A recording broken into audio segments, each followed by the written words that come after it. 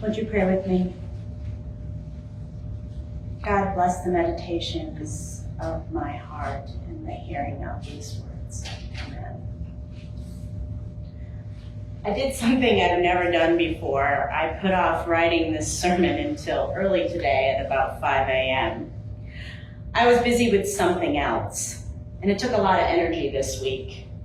And those of you who do not know, my full-time work is that I care for cisgendered and trans women coming out later in life to the LGBTQIA+ community. And since Thursday, my team and I have held a conference here in Nashville to coincide with Pride, which is happening this weekend here. For the last 3 days, I have listened to my people, beautiful, courageous, and strong women, support each other as they talk about the hardest things they have ever done, which is coming out. It's hard no matter when you do it, if you're a kid or if you're 50. And for the purpose of this sermon, I'm going to use the word queer community, which now is an acceptable word and term. And I know many of us grew up times where the word queer was negative and thrown about to hurt and demean others. My community has reclaimed this word as a symbol of power, and I use the word queer all the time to describe myself. And I want to talk to you about the conference and my work today from the heart. I started working with women soon after I started my own coming out process. It took me 3 times to leave the closet of my own making. But this was a closet also made by a religious upbringing in a very heteronormative world. Heteronormative means that we assume everyone is straight, meaning their emotional, spiritual, physical, and intellectual needs are met by life partners of the opposite gender, and that everyone is cisgendered, meaning their innermost being self, their divineness created by God, aligns to their gender assigned at birth. And if we think about assigning gender based on body parts, it's really ridiculous. It's like assigning gender based on eye color. Many people today argue gender is simply a social construct. And I'm going to leave that statement here for our very intelligent and empathetic congregation where we don't gender God, to think about that for a while. I was somebody who always sort of knew I was gay. I had a friend speak at our conference the other day, and she said, I knew and I didn't know. And a lot of times it wasn't something that was on the foremost thoughts of my mind, especially in my child-raising years. Many of you know I have 4. They kept me busy. But the last time I did it differently than the 2 times before, and I Googled the words late in life lesbian. And all of a sudden, a blog popped up from a woman here in Nashville. Her name is Andrea Hewitt, and she's a wonderful doula here that works here. And she had started a blog which talked about her own coming out later in life when she was in her 40s. But what she did was magical, is she created a group online, a Facebook support group, which is now defunct, so I can say the name. It was called Lily. The name was secret for all the members for a long time. And I found that information, and then, of course, being my usual self, waited 3 months before I contacted her. And I contacted Andrea and told her my story, and I went into this group. And it was amazing. Suddenly, I was with a group of women that were speaking my language and had the same experiences of me. And for the first time in my life, I felt not so alone, and I had joy of finding my people. But I also noticed that my community was deeply grieving many losses of the life that suddenly changed in midstream. What are the losses, you ask? It's the identity of being heteronormative that has been brought out over a lifetime. Some of us lose marriages that we've been married to people for a really long time. I was married to my ex-husband for 27 years. Even if you're 40 or 50 or 30 and you come out, sometimes you lose your relationships with your parents or your family or your children. You know, all the literature talking about coming out to your parents. Try coming out to your kids.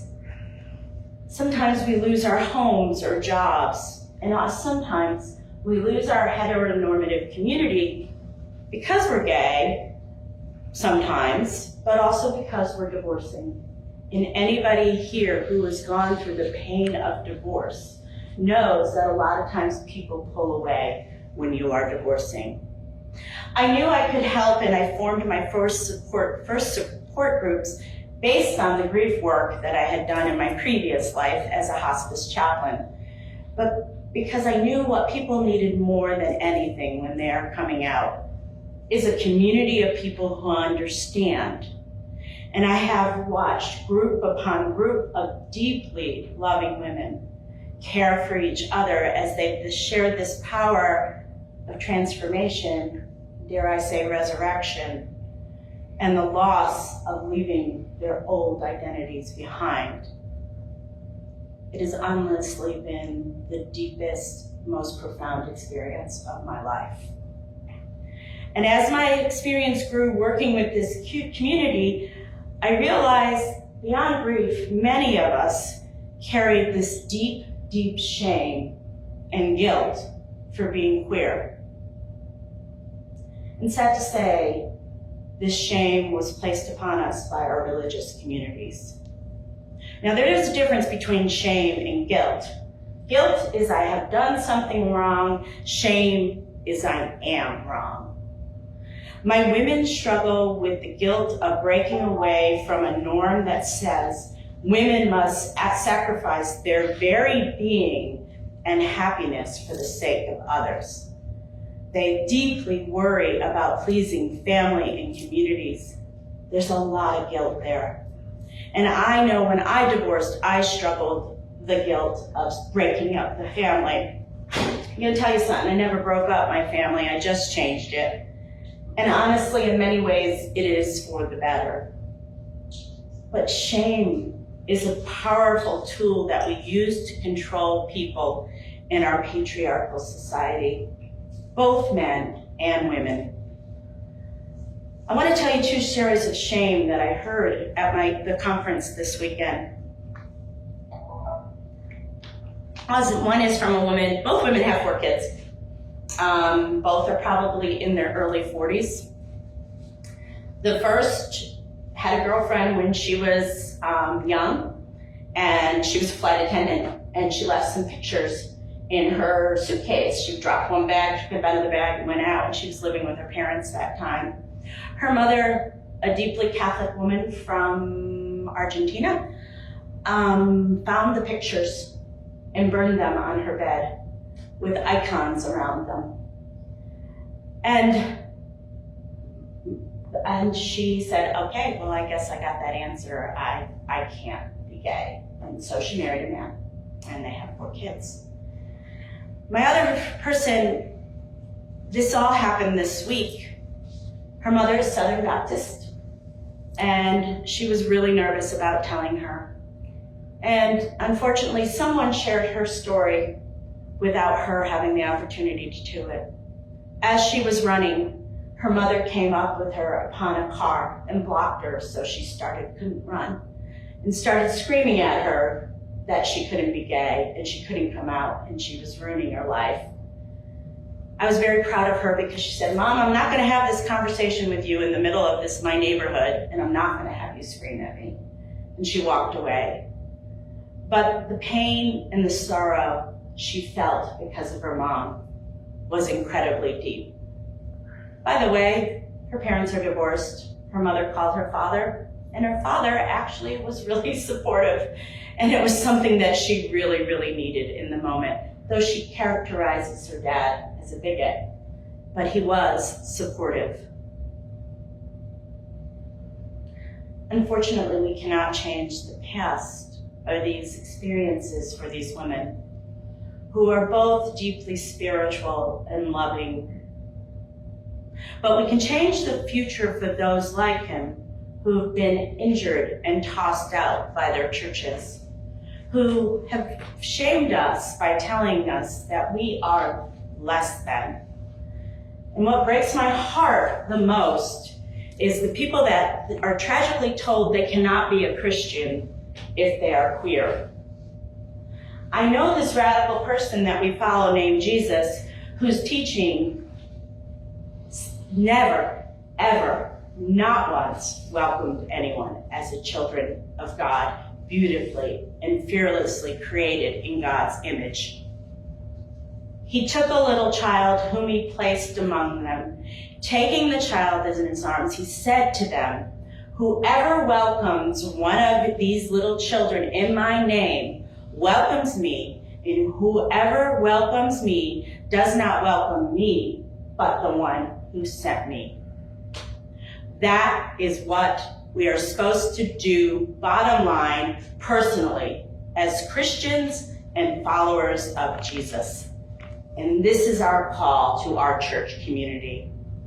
We are a community of faith who identify as open and affirming. We are welcoming, but how can we be affirming? And I know many of us in our community identify as cisgendered straight people. And honestly, sometimes we just don't give the queer community a lot of thought. I know this because I lived a straight life for a long time. And it wasn't on the top of my thought patterns. And I used microaggressions as an ally. I used to say, I don't care what anybody does in their bedroom. My relationship with my soon-to-be wife is so much more than that. And as a lesbian, my emotional, physical, intellectual, spiritual needs are met by my female partner. It is something that my ex-husband could never do because he's a straight male. And I'm gonna say it's wonderful to see him with his new partner who is straight and who can do what I never could because I'm not.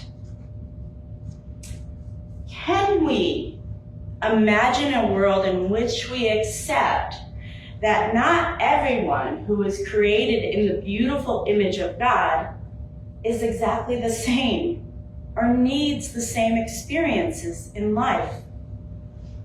Because when we accept that possibility, then we are moving towards the fullness of the Creator.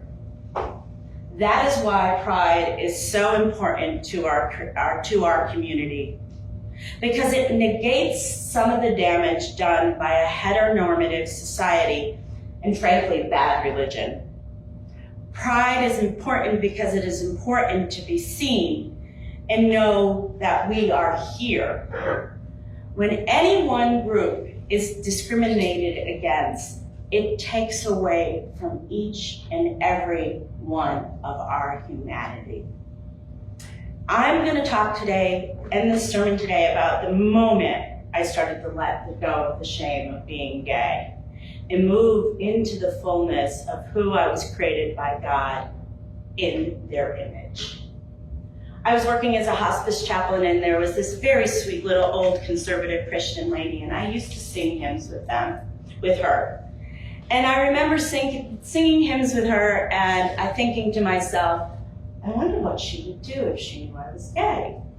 And I had this moment where I was like, oh my God, I'm gonna be a lesbian minister for the rest of my life. And I was like, oh my God, what am I gonna do? Well, luckily my fiance, Tanda, was visiting at the time in Connecticut, and I came home and I told this story to her, and she said to me, Anne-Marie, how lucky are you? You get to be a lesbian minister for the rest of your life. And it changed everything. Giving a full embrace to someone who is struggling is the best thing you can do as an ally. Hold them, love them, tell them it's good news, and I'm so excited to share this with you. Will you pray with me? We rejoice today that we have already done the hard work to become an open and affirming congregation to the queer community. Thank you for helping us to bring more light into this world that often seems so divided. We ask today, how can we do better personally and in our church community? Help us to search our hearts to let go of prejudices that we may have. Help us to welcome wholeheartedly your children as they walk through our doors. And help us to affirm everyone's divinity and identity, as all of us are wonderfully and beautifully made in your image. In your name, I pray. Amen.